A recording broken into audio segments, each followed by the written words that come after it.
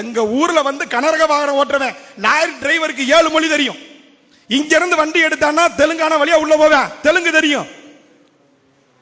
ஆந்திரா வழியா உள்ள போவேன், அவனுக்கு தெலுங்கு தெரியும். கன்னடத்துக்குள்ள போய் சரக்கு இறக்குவேன், அவனுக்கு கன்னடம் தெரியும். அங்க இருந்து நேர வண்டி எடுத்தான்னா மராட்டி தெரியும். மராட்டியை முடிச்சுட்டு பீகார்ல போய் சரக்கு இறக்குவேன், பீகாரி தெரியும்.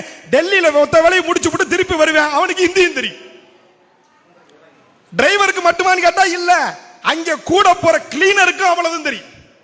அப்பொழுது மொழி கற்று வேண்டும் என்று சொன்னால் ஆங்கில பள்ளிகள் வேண்டுமா? நீங்கள் ஒரு மொழியை தெரிந்து கொள்ள வேண்டும் என்று சொன்னால் ஆங்கில பள்ளி வேண்டுமா? நீங்கள் இந்தியை கற்றுக்கொள்ள வேண்டும் என்று சொன்னால் உங்களுக்கு இந்தி பள்ளிகள் வேண்டுமா? நீங்கள் நடத்தக்கூடிய பள்ளிகளிலே இந்தி புக வேண்டுமா?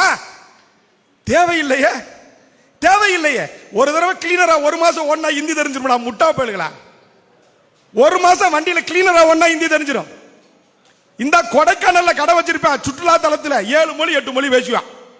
கன்னியாகுமரியில் கடை வச்சிருக்க போய் பாரு, 4-5 மொழி பேசுவேன்.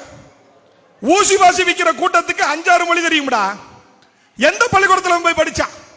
ஆனால் இவன் சொல்கிறான், மொழியை நீங்கள் கற்றுக்கொள்ளாமல் மறுத்து விட்டீர்கள் என்று சொன்னால், ஆரியன் சொல்றான், மொழியை நீங்கள் கற்றுக்கொள்ளாமல் விட்டு விட்டீர்கள் என்று சொன்னால் உங்களுக்கான வேலை வாய்ப்பு தமிழ்நாட்டை தாண்டி எங்குமே கிடைக்காது. தமிழ் கத்துக்கிட்டாடா இந்திக்காரன் வர்றா சொல்றாங்க. பானிபூரி விற்கிறவன், பானிபூரி விற்கிறவன் மட்டுமல்ல, மத்திய அரசு அலுவலகங்கள் அத்தனையிலும் இந்திக்காரன் இருக்கிறான். அவன் தமிழ் கற்றுக்கொள்ளவில்லை.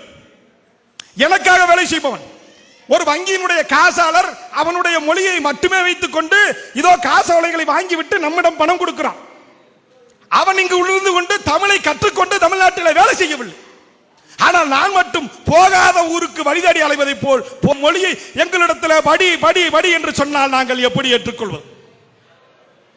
இதற்கு சரியான தலைவர்கள் இல்லை. நான் சொல்வதை கூட இங்கு உள்ளவர்கள் மறுப்பார்கள். அவர்கள் தமிழராக இல்லாவிட்டாலும் பரவாயில்லை, தமிழுக்கான குறைந்தபட்ச தலைவர்களாக இருக்க வேண்டும் என்று சொன்னால் அதுவும் கூட இல்லை.